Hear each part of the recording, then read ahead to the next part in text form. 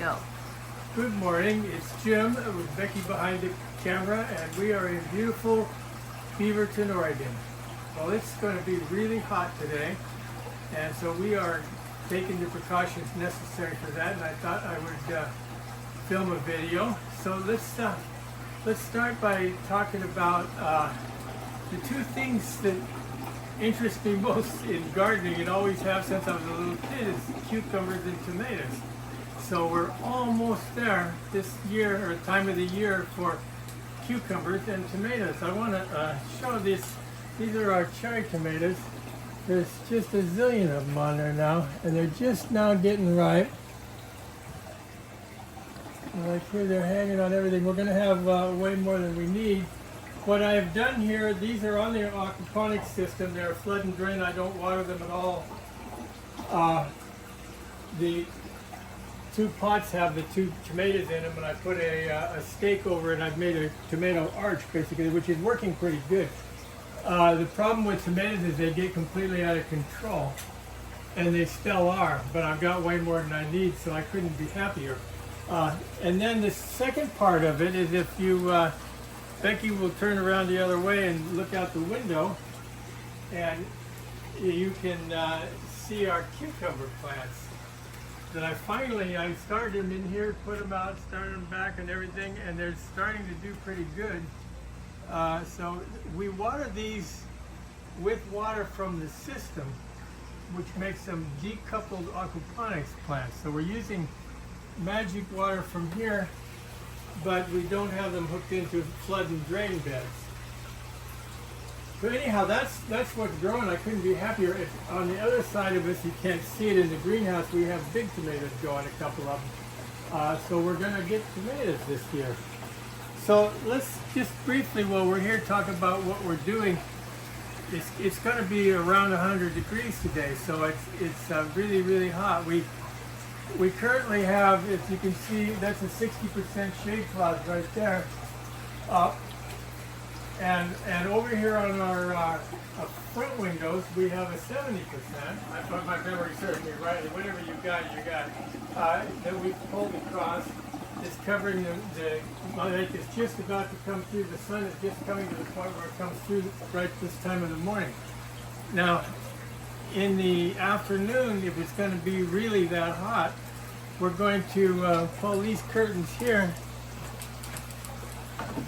across, and these are 90%, and they're basically a deal breaker. They just black everything out, as you can see, and they make it pretty much kind of dark in here. But when you do that, excuse me, you can feel the temperature going down. So it really makes a dramatic difference how much sun you let in. Something you should remember. Now, so once we've done all that, we got to make sure we have an air pump. So each one of our tanks has got water, or air, excuse me, being pumped in the water. That's a rather robust one. That's highly important when the temperature is going to go up on the fish. So if you go a little further, that my goldfish, okay. I have this water lily in here, and it's going to bloom this afternoon, but it's going to be too hot to film, so I'm not going to be able to see it. It's covering the water, which is a really nice thing. That helps with keeping things cool. The sun wants to come in this way.